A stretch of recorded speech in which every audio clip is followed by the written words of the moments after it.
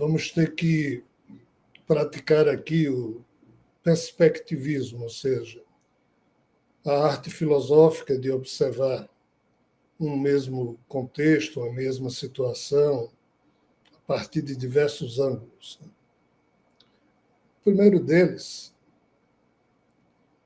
é que não é conveniente que a gente chame isso de drone, porque isso é uma jogada, mais uma, de desinformação. E essa história começou lá atrás, num tempo em que Roosevelt, que foi presidente dos Estados Unidos até o ano de 45, na Segunda Guerra, quando ele viu uma leva de luzes de OVNIs sobre Washington, capital, os jornais todos noticiaram, ele quis levar aquilo adiante, levou a investigação adiante, mas antes de divulgar, e ele ia divulgar, mas devido à sua saúde, Truman assumiu a presidência da República dos Estados Unidos, e em 1947 Truman instituiu os 12 Majestics, os majestosos, ou seja, um grupo de estudiosos desses fenômenos estranhos que estavam havendo lá nos Estados Unidos e em outras partes do mundo. E também, em 1947, ele criou a CIA. Desde então, um processo de desinformação vem sendo feito. O governo dos Estados Unidos, que a princípio queria esclarecer, passou a exercer a arte de negar um fato que estava acontecendo na frente de todo mundo. E os 12 majestosos descobriram que a melhor maneira de fazer com que aquilo que era óbvio e ululante, já que estava acontecendo diante dos olhos das pessoas, aquilo passasse a perder a credibilidade, porque era essa única maneira que o governo dos Estados Unidos tinha de tornar menos sensacional o que estava acontecendo e sensacionalizar, desculpe a expressão, aqueles que descreviam o que estavam vendo para que estes fossem tidos como idiotas, exagerados, malucos.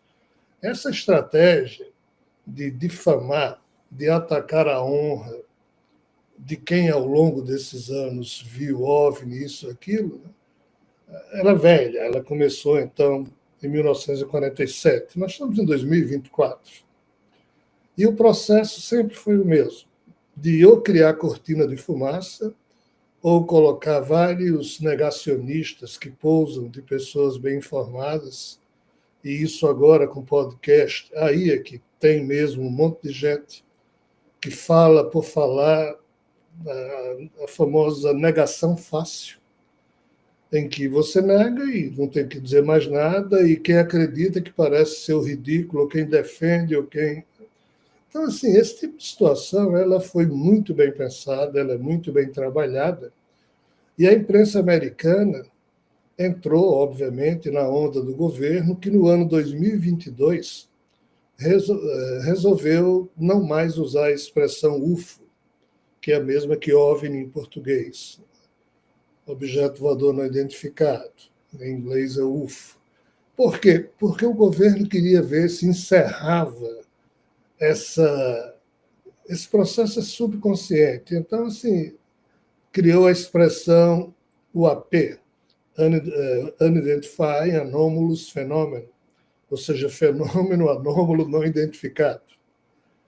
Isso é uma forma sacana de zerar uma história e fazer com que as pessoas que não são profundas permaneçam na superficialidade das análises e isso é uma coisa nova. Não é nada de novo, é o mesmo assunto sendo travestido com outros nomes para que você pense que a coisa é recente, porque assim você não pressiona o governo no sentido de que isso é muito antigo, ou seja, a pressão da opinião pública ao invés de dizer desde o ano 1947 que nós somos enganados pelo governo, a coisa agora, a partir de 2022, fica suave.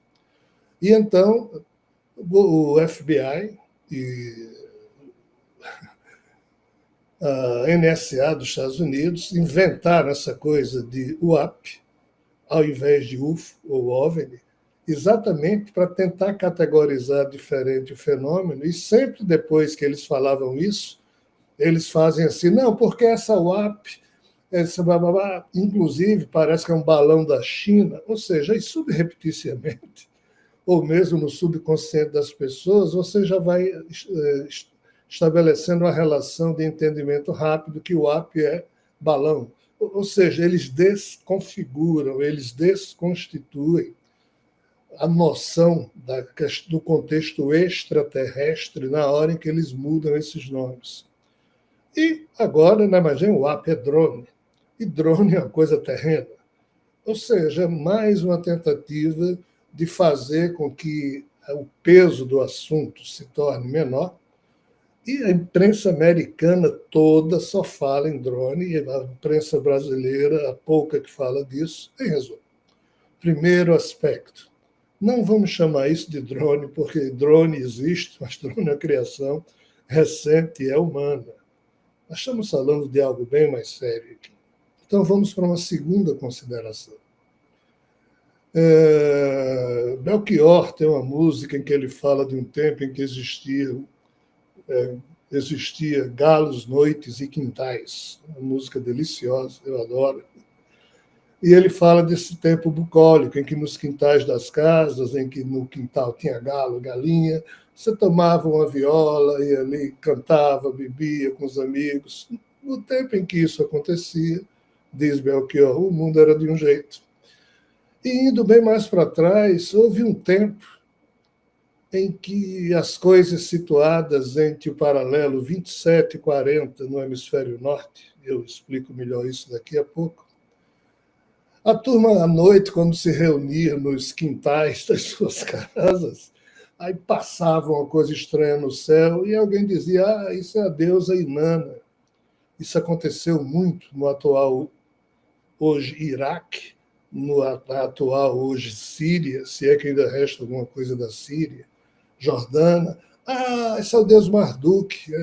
Ou seja, as coisas comuns na época, que eram seres não humanos, chamados de deuses, voando em coisas estranhas, mas a turma não estava acostumada com aquilo, porque naquele tempo isso era extremamente comum. E que tempo é esse? Então vejam bem. Na hora em que você lê os 4 Vedas, o Mahabharata, o Ramayana e outras obras hindus, lá, o que hoje a imprensa norte-americana está chamando de drone, ou já chamou de UAP, os velhos UFOs, eram chamados de Vimanas na cultura ariana hindu. E tinha todo tipo de esquisitice voando e pessoas, não necessariamente humanas, naquilo. Isso está descrito em milhares, não é centenas nem dezenas, são milhares de páginas, em alguns poucos livros e em muitas dezenas de milhares de narrativas desses fatos que aconteciam na antiguidade. Essas coisas voadoras, que eram aparentemente toscas, a pergunta é como é que diabos aquilo voava?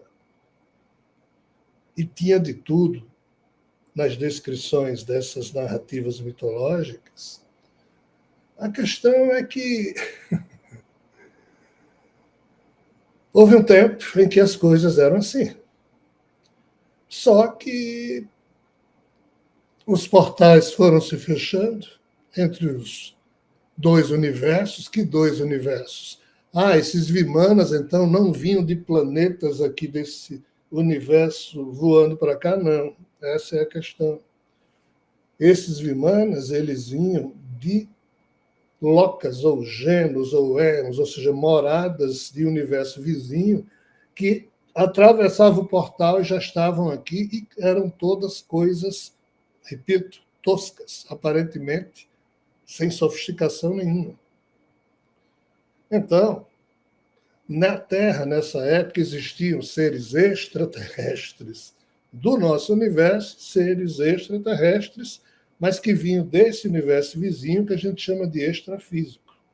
Qual o problema? Desde o ano 2012, que os portais entre o nosso universo e o universo vizinho se fecharam, e essa turma, ao longo dos últimos 10 mil anos, foi sentindo muita dificuldade, e esses Vimanas antigos, eles não conseguiam mais passar nos portais. Isso está descrito nas mitologias. E houve guerra entre Vimanas, guerras malucas, muita coisa foi destruída. Por que eu estou contando isso? Porque, e aqui nós não podemos pontificar verdades, nós temos só que, por enquanto, colecionar incertezas ou possibilidades de que tais fatos possam corresponder a isso que está acontecendo, mas seria muito mais honesto se os governos do mundo, ao invés de tascarem esse nome, drone ou WAP, olhassem para isso e os seus estudiosos, que eles sabem disso, reconhecer nisso aí a mesma fonte que produzia os Vimanas lá atrás, só que agora eles estão produzindo Vimanas mais modernos que conseguiram finalmente passar pelos portais, ainda que fechados, porque os Vimanas antigos não conseguiram. Então, se esse contexto de que coisas estranhas, pouco sofisticadas, de um universo vizinho, onde esse universo é composto por milhões de moradas, e algumas dessas moradas, ao longo dos últimos 10, 20, 30, 40 anos, mesmo com o fechamento dos portais, que se deu em 2012, o definitivo, não mais conseguiam transitar ou mandar nada para cá, mas, de repente, em algum momento, após produzirem novas formas de Vimanas ou de sondas, conseguiram mandar isso para cá. Muito provavelmente, se hoje nós tivéssemos que traçar uma hipótese segura e séria que merece ser estudada, essa é a principal caracterização que a gente poderia emprestar aos fatos que estamos vendo. E não é só em New Jersey. Aqui nós temos que ir para uma terceira consideração. De fato, quando certos cientistas ou certos comentaristas, estudiosos dizem essas naves que têm, por exemplo, as que aconteceram em Indiana, que é um outro estado dos Estados Unidos, há uns 2 anos atrás também começou essa coisa de OVNI aparecer em todo canto e ninguém lá nos Estados Unidos podia dizer nada porque continuava a aparecer, não tinha mais como negar, não tinha mais como difamar a honra de quem dizia está vendo alguma coisa, mas de vez em quando um comentarista dizia são naves, são artefatos voadores muito simples, de vez em quando um caía, eles pegavam, dizia isso não pode viajar no nosso universo, isso não suporta nem uma viagem daqui para a Lua. Então, esses comentaristas menosprezavam o fato de que aquelas coisas que estavam caindo na Terra ao longo dos últimos 10, 12, 20 anos, isso é bem recente, não poderia ser extraterrestre, porque eles diziam que a viagem no universo, só dentro do nosso universo, é extremamente complexa. E, de fato, eles têm razão. Mas o que é que esses cientistas e comentaristas não observavam? A questão das notícias mitológicas e o universo vizinho. Eles nem consideram essa hipótese.